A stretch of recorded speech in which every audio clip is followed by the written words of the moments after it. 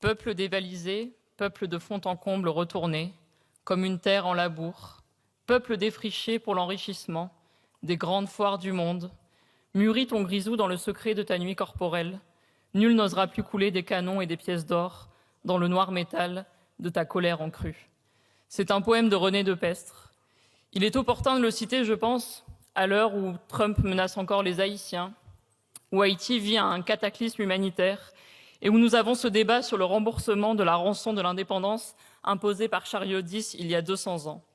Cette rançon est un fait inédit dans l'histoire mondiale, celui où la France coloniale, humiliée d'avoir perdu sa colonie la plus riche, a fait payer à des anciens esclaves théoriquement libres une indemnité à leurs anciens maîtres.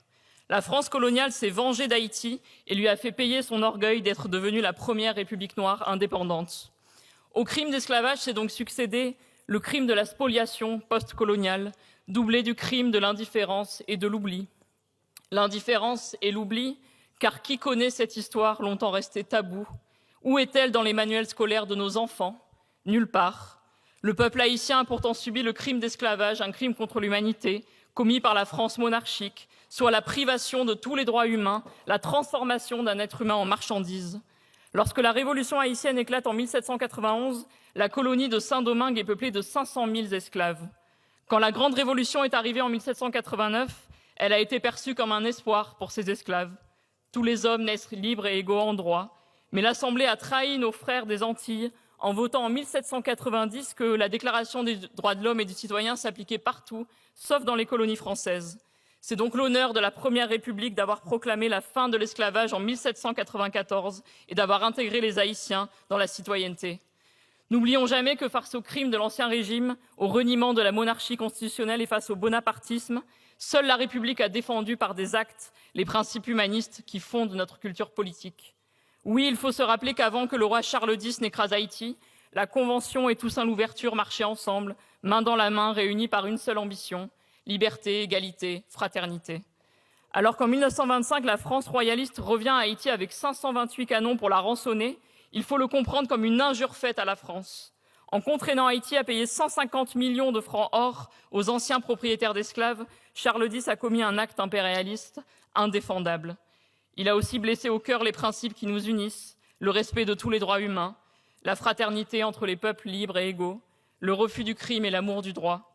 On parle de double dette parce que pour la payer, Haïti a été contraint de contracter des emprunts auprès de banques françaises. Et payer, Haïti l'a fait pendant plus de 100 ans, jusqu'en 1952, jusqu'au dernier centime. C'est le paiement de cette dette qui a plongé Haïti dans la spirale du sous-développement, un mot que l'on utilise en Occident. Les traitements de la dette représentaient la moitié des revenus annuels d'Haïti. Cette double dette a produit une tutelle financière inique et un appel d'air pour tous les impérialismes occidentaux. Elle a ouvert la voie aux États-Unis qui ont agressé Haïti en 1914, ont volé 500 000 $ en or, puis ont occupé le pays pendant 19 ans. Tout cela au prétexte qu'Haïti devait de l'argent aux financiers de Wall Street, encore une conséquence de la double dette. La vérité, c'est que l'économie haïtienne a été durablement transformée en rente post-coloniale, profitant à des actionnaires occidentaux. Sans la double dette, les économistes ont calculé qu'Haïti aurait le même PIB que sa sœur, sa voisine, la République dominicaine. Cela signifie que la France coloniale a contribué à diviser par 6 le PIB d'Haïti. Nous, députés, devons donc clairement dire que la France doit rompre avec ce passé impérialiste. Même si la dette morale n'est pas réparable, la reconnaître nous permettra de construire une coopération égalitaire avec le peuple haïtien, fondée sur le respect mutuel et la solidarité. Jusqu'à nos jours, Haïti n'a jamais bénéficié d'un traitement honnête en tant qu'État souverain. Nous devons aujourd'hui écouter nos amis haïtiens quand ils nous parlent de reconnaissance, de coopération, de réparation, d'initiatives mémorielles communes et voire même, comme aujourd'hui, de remboursement. Au-delà, il nous faut réparer notre relation avec Haïti, réparer les préjudices passés, réparer nos programmes de coopération, réparer cette société qui souffre tant, réparer pour se projeter vers l'avenir. C'est en reliant ainsi passé et futur, mémoire et projets communs, entraide et solidarité que nous pourrons passer d'un modèle fondé sur l'aide humanitaire à une relation cherchant l'égalité, le respect et le développement partagé. Collègues, Haïti n'est pas un pays pauvre, mais un pays pillé. Haïti est la fille jumelle de la révolution de 1789 et il ne tient qu'à nous de tendre la main à notre République sœur qui a tant besoin de notre solidarité. Je vous remercie.